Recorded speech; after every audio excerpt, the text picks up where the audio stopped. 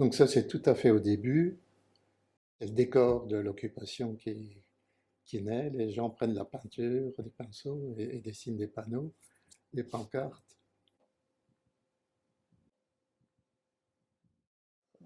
Alors, cette lutte à Markolsheim, comme les luttes contre les projets de centrales nucléaires le long du Rhin supérieur, s'inscrivait dans la lutte plus générale contre ce projet que je crois aussi Solange, au moins en Alsace, avait débusqué, c'est-à-dire la transformation en immense mégalopole industrielle alimentée par les futures centrales nucléaires, etc. Les milieux de protection de la nature, naturalistes, environnementalistes, etc., étaient opposés à ça. Et c'est aussi donc ceci qui a été mis en échec à travers ces luttes. C'était la nouvelle Ruhr, hein. C'était une Ruhr alsacienne. La plaine le long du Rhin devait disparaître, alors que c'est quand même une forêt à préserver. Enfin, il y avait eu déjà des choses faites pour qu'elle soit préservée. Et Solange avait déjà lancé à ce moment-là, je crois, SOS Vosges. Hein. Et elle avait quand même une expérience de militance importante. Quand elle est venue à Marco, et ben, c'était une continuité de choses qu'elle avait déjà mises en route auparavant.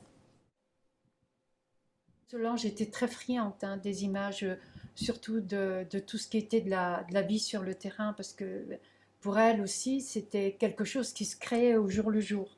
L'occupation de terrain, ben, il y avait des gens qui étaient là en permanence, donc il fallait les nourrir. Les personnes qui venaient, les fermiers ramenaient soit des œufs, on a vu tout à l'heure des œufs, du lard, des boissons, des choses comme ça. Et puis petit à petit, le campement s'est monté pour que les personnes puissent effectivement rester de jour et de nuit de manière pas trop difficile. Le mois de septembre en 74, il a plu tous les jours.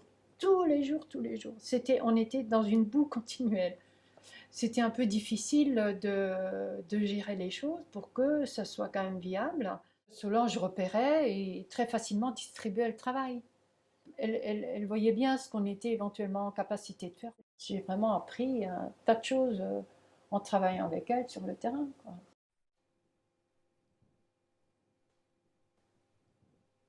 Alors ça, c'est Raymond sur le tracteur. Au volant, et Gérard Tretz est assis devant sur la remorque, l'apiculteur.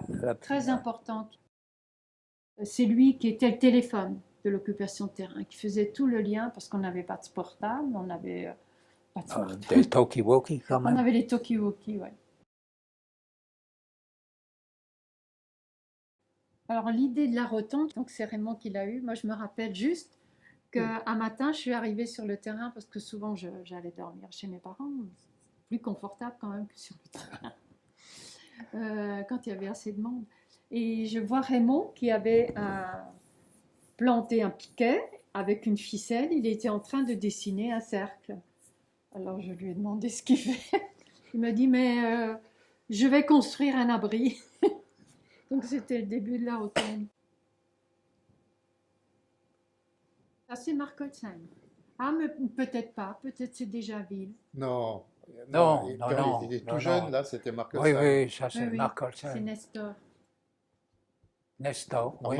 moi, je suis devenu sa maman de substitution. Donc c'est un sanglier du Sungu.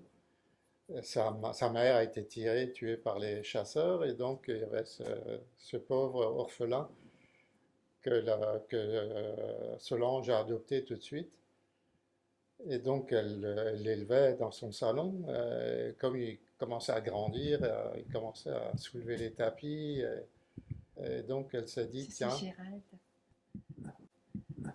la Qui est place de ce parti avec la sanglier Tess. est sur le terrain occupé. Et donc Ça c'est Raymond. il est arrivé. On- Après, quand l'occupation a commencé à Ville, il y a des gens qui lui ont fait passer la frontière et il est devenu badois, donc le marcassin. Le marcassin en allemand, ça s'appelle Eberle. Et Eberle était aussi le nom du ministre de l'Industrie. Au bout de quelques mois, cette histoire d'Eberle ça a donné une action.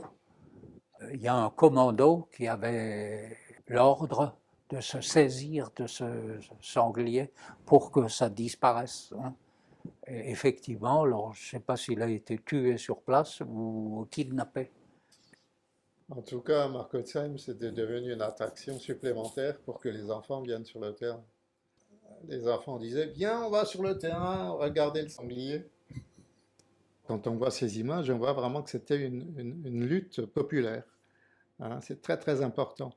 Et c'est sans doute un des critères importants qui a permis de gagner. On était extrêmement loin d'une image marginale de ce mouvement social. On avait quasiment l'extrême gauche et les anarchistes d'un côté, jusqu'à quasiment une sociologie d'extrême droite. Tout le monde occupait. Le MRJC, Mouvement rural de la jeunesse chrétienne, les CMR, Chrétiens du monde rural, étaient des mouvements qui ont vraiment bien bougé, qui étaient dans la dynamique des présents sur le terrain. Voilà les jeunes révolutionnaires.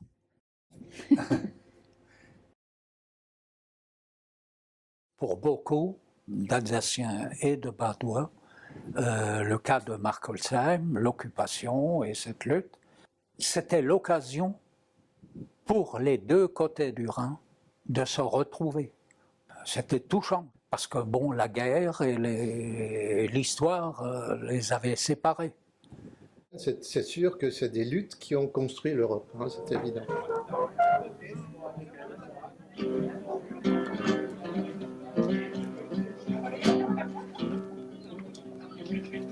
Auf welcher Seite stehst du? Hier wird dein Platz besetzt. Hier schützen wir uns vor dem Dreck nicht morgen, sondern jetzt. Im Elsass und in Baden war lange große Not. Da schossen wir für unsere Herren im Krieg einander tot. Jetzt kämpfen wir für uns selber in Wiel und Markolsheim. Hier halten wir gemeinsam eine andere Wacht am Rhein.